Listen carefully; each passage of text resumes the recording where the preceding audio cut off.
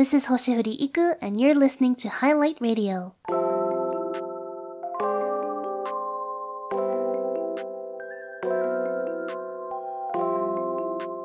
Welcome to episode 7 of Hi-Lite Radio.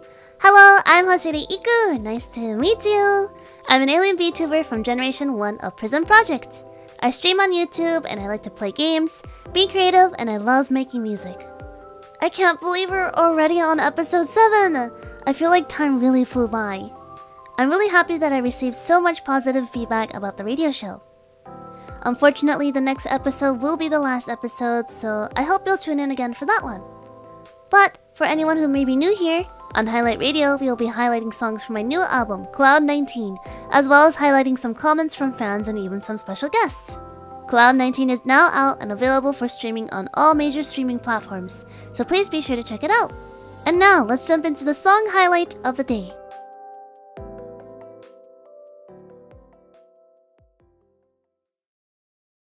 Today we're going to be highlighting the songs Crash Landing and Blue Green.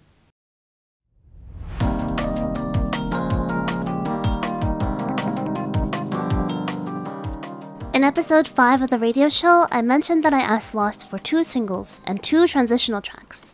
The first transitional track was Odyssey, and Crash Landing is the second one. Lost did an amazing job with Crash Landing. It's dramatic, mysterious, and exciting. I love the percussion in it and the way the outro leaves you in confusion, but in a good way. Crash Landing has no singing in it, so naturally it has no lyrics. It does, however, have a story. You can find the story in the digital booklet for Cloud 19 on the Crash Landing page. But here's an excerpt from it. As the spacecraft launches into the air, nearby patrol drones try to prevent her from leaving the planet. The girl jerks the accelerator to full throttle, sending the spacecraft crashing through the glass dome, damaging the landing pad. But the girl doesn't even have time to care. Her destination is either death or Earth, a planet thousands and thousands of light years away. Bracing for a crash landing, the girl imagines what life might be like if she survives. Little did she know at the time, her life was about to be so much more than she could have ever imagined in that moment. Crash. You'll have to read the rest of the story on the digital booklet when that comes out. For now, please enjoy the song. Take a listen. This is Crash Landing.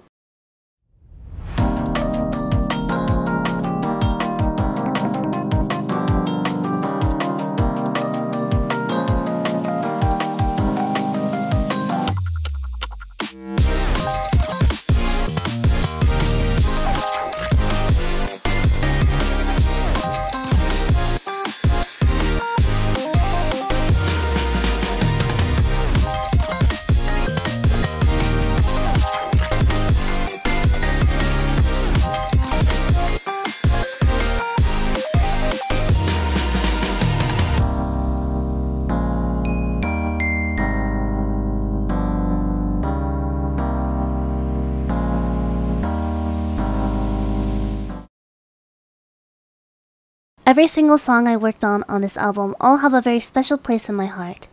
That being said, if I had to pick my favorite, it's Blue Green. I love the concept and the production so much with the nature sounds, chill vibes, vocal chops, and the soft intro and outro, but it is especially special to me because of the lyrics I wrote and what the song represents for me. Before I explain why, I need to first introduce 2 very special people in my life. When I first joined Prism Project, it was a very, very small team consisting of myself, the founders, and my gen mates. Prism Project was still in its planning stages at the time, and we didn't get many chances to interact initially. When I first properly interacted with my gen mates, they were simply just that, gen mates, co-workers. Little did I know at the time that I had just met my future best friends. Although Ali, Mano, and I were a little awkward at first, I think I can speak for the other 2 when I say that we found some level of comfort in each other's awkwardness. We were all just as shy and confused as the next, and it just sort of worked. During its developmental stages, Prism Project went through a lot of changes, but the one thing that never changed was how excited we were to just get to know each other more. I think the shared experiences of going through the agent training process, the excitement of debuting, and the pressures of being the very first generation made our bond that much stronger. We went through a lot together, and by the time our half anniversary came around, we were very close.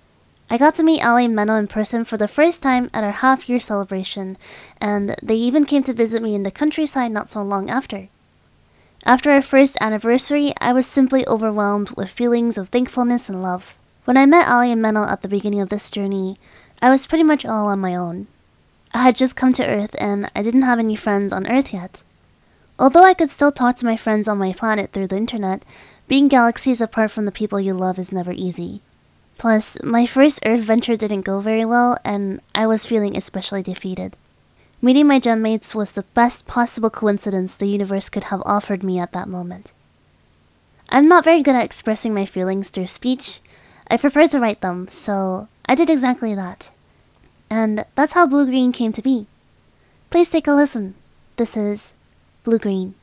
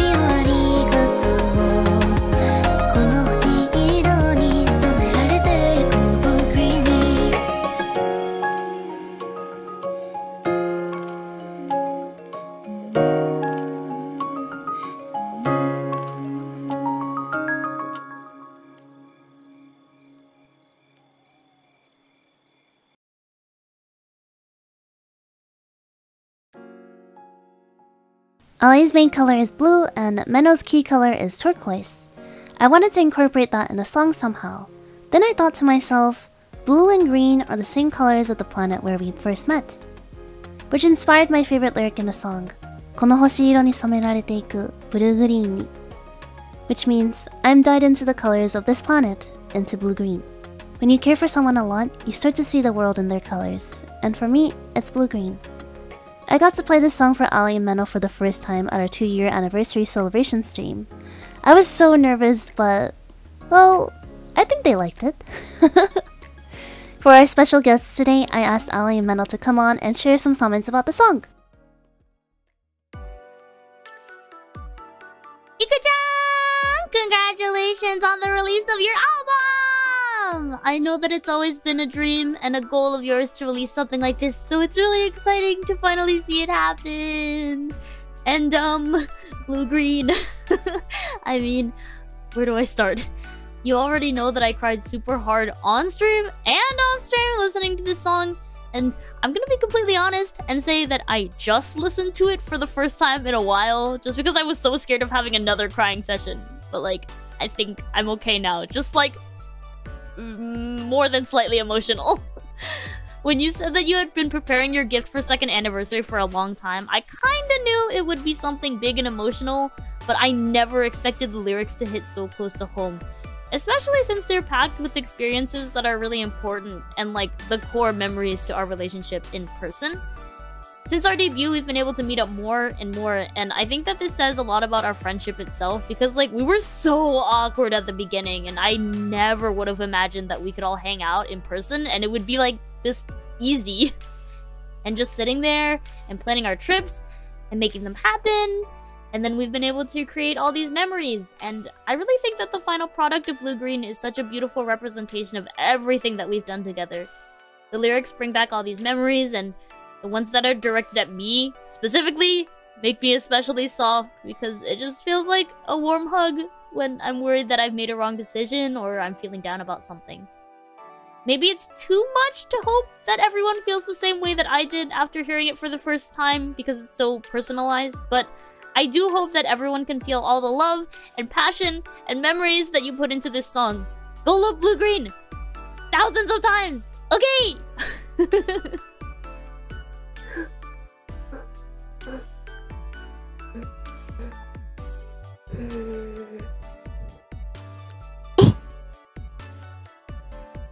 Iku-chan! How could you? How could you make Meno cry again? Meno is so touched, and Meno is so proud of you. Meno is so glad to have you as Meno's teammate. Thank you so much for the song. Thank you so much for all the memories, and thank you for writing it into Blue Green. Yay!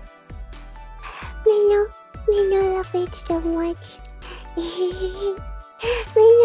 Meno loves you more.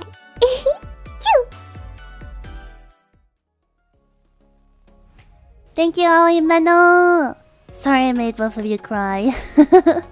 But I'm also just really happy that you like the song as much as I do. Like Ali said, some parts in the lyrics reference actual experiences we shared, like playing at the park like children, crying over midnight calls, and matching accessories. And there are some parts of the lyrics that are more inspired by Meno and more inspired by Ali, but overall, the lyrics truly convey my deepest gratitude and love for not just the two of them, but everything that led us to where we are today. I could really go on and on about this song, but to summarize it all up in one phrase, I love Gen 1. And although this song is very personal to me, I hope that listeners can also find something relatable in this song. Remember to hold your dear friends close and appreciate every moment. But that is all for the song highlights of the episode. Let's move on to the next corner.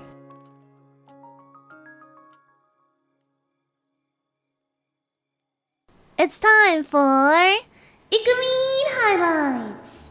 In the Ikumin Highlights corner, I'll be highlighting comments about the Cloud19 album and the Hi-Lite Radio show from listeners. If you would like to send me a question or message and possibly be featured in the Ikumin Highlights corner, please use the hashtag Hi-Lite Radio on Twitter or comment down below. Alright, now let's go! In the last episode, I highlighted the song Cloud City and the piano arrangement of Cloudscapes, and I also asked, if I were to make a remix of one of my originals, what do you want to hear? Let's see what everyone commented on the last video. Falco Flare Shimmer commented, I want to hear an upbeat version of Your Princess. Hi there! I feel like Your Princess is already pretty upbeat, so I guess it would be a really upbeat remix? I can only kind of imagine a nightcore version in my head now, but that sounds like an interesting challenge. Thanks for the comment. Saying commented, thank you for the episode. Just curious, do you have any songs that you want to sing with a specific Prism agent?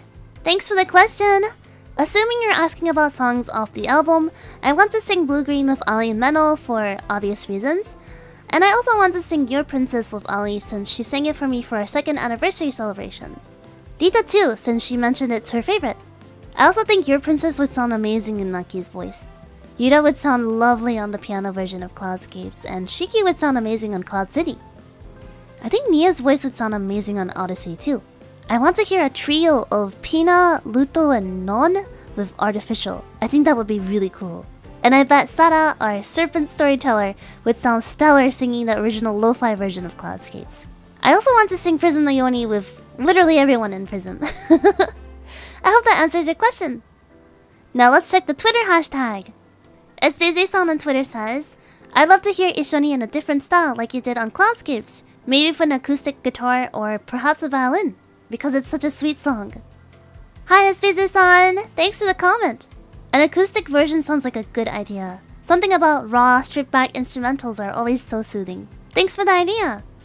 Wally on Twitter says, Huri, I feel like you could make a version of Artificial to a slightly more rock or metal version.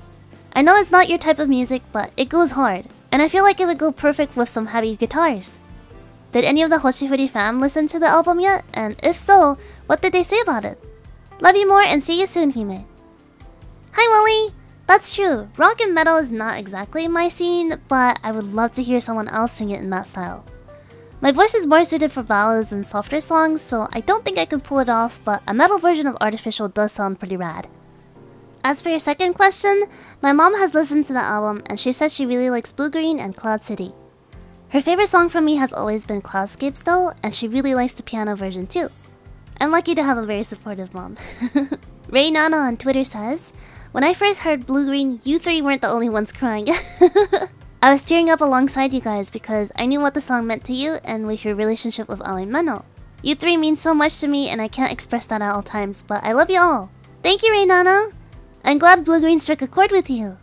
I tried to make this song relatable even to people who don't know me, but I know it's especially emotional for people who do know me and what this song means to me. We always appreciate your support. And that is all for today! Thank you for your comments, everyone! By the way, I also asked Ali this question and she said she wants to hear a jazz version of the Ikumin song. I wonder what that sounds like. Anyways, here's another question for you. If you were to write a song for someone, who would it be for and what would it be about? For example, I would write a song about my mom and how she's a super cool mom. Or maybe a song about my dad, but it's written entirely in dad jokes. Please do let me know your answers and I'll highlight a few in the next episode.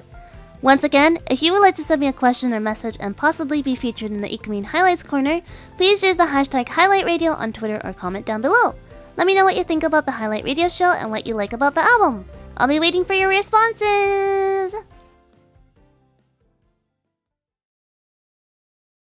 Psst.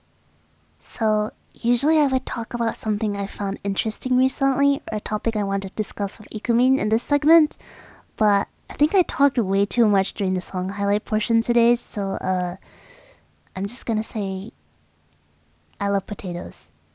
Yeah. That is all the time we have for today. Thank you for listening to the 7th episode of Hi-Lite Radio. The next episode is the final episode, and we will be discussing 2 songs, Ishoni and Nefalibata. Please look forward to it. My first album, Cloud 19, is now available for streaming on all major music streaming platforms. Please check it out, and I will see you in the next episode of Hi-Lite Radio. Hiri hiri! Bye bye! See you next time.